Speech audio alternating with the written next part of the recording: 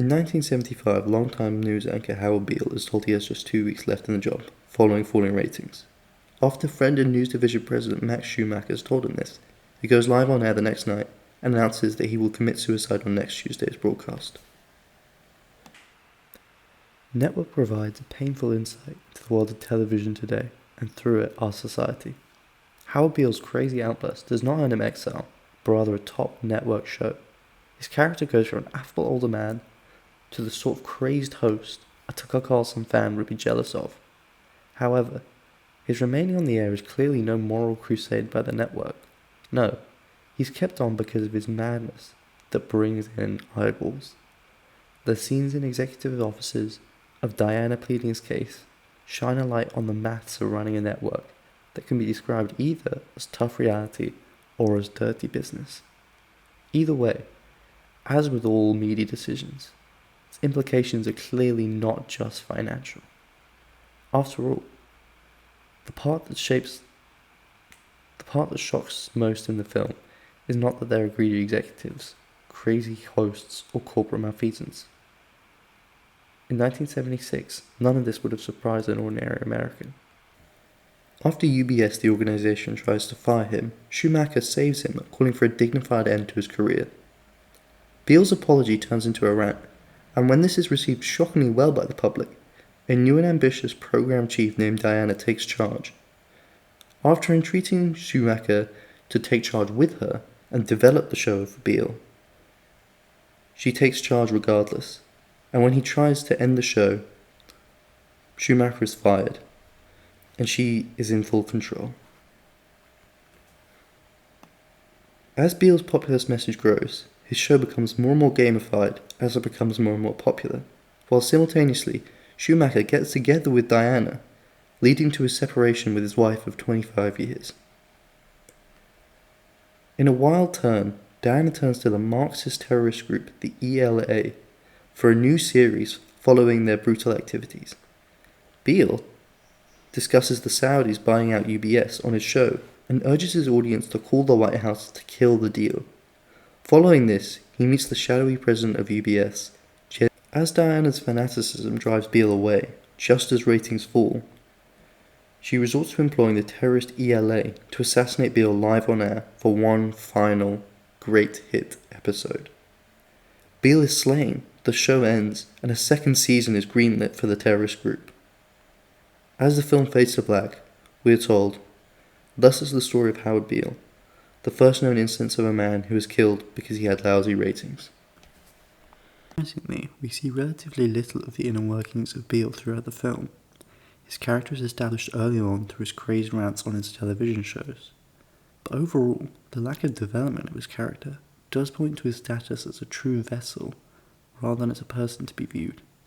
He's a mouthpiece for populist rage first, a character second, and a friend third. Instead, the focus is on the conflict between the executives of Diana and Schumacher and the higher-ups at UBS. While the temptation can be to linger on Beale, what I find most interesting are the themes brought out and played out by the character of Diana. While she does not seem to undergo any typical arc of understanding or change, she does struggle personally and deeply with human loss and human suffering, especially in her relationship with Schumacher. This relationship with Schumacher, as with everything in her life, is determined by work and ultimately destroyed by it. While she appears capable of something approaching love, she ultimately seems different from the other characters, separate in a certain indistinct but clear way. Whilst Beale and Schumacher are the two older gentlemen and titans of the industry struggling with ego in the end of their careers, she is ambition personified.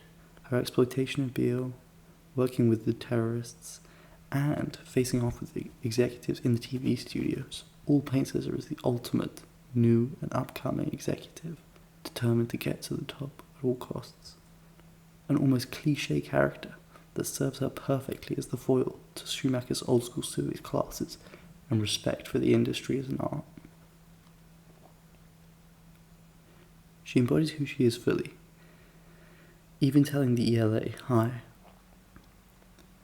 Their relationship as a whole serves as a metaphor for the industry they both love so much, with Schumacher's most intense quote and most impactful being that there is some real, actual life going on here. He's talking about it in the context of their relationship, but clearly it's meant to be a comment on the industry as a whole, the industry that they both work in and that they're both competing over. So, to indulge in the spirit of the past, here's a few famous fans of Network. West Wing writer Aaron Sorkin stated that no predictor of the future, not even Orwell, has been as right as Chayefsky when he wrote Network. Another acclaimed predictor of the future, author of Fahrenheit 451, Ray Bradbury, went as far as to write a whole loving essay on the film. Of course, there are some detractors, especially at the time. Walter Cronkite himself sought to dismiss it, saying that he couldn't find any great significance in it. However, one of their main arguments appears to have been borne false, that put forward by NBC producer Paul Friedman in particular. He argues, it's simply not true. Television is not as powerful as Paddy Chayefsky thinks it is. It's hard to say, definitively, but it's pretty clear that through the last 40 years, and especially the last 20, that television has been borne out to be as powerful as Chayefsky thought it was, and perhaps even more so. So, how is Chayefsky's vision of the future borne out through this film? Tucker Carlson. A news industry set to make money regardless of impact was what they saw as a horrific possibility in 1976, and we now see as a given. Foreign money, a channel driven by ratings at all costs, are all key elements of this film.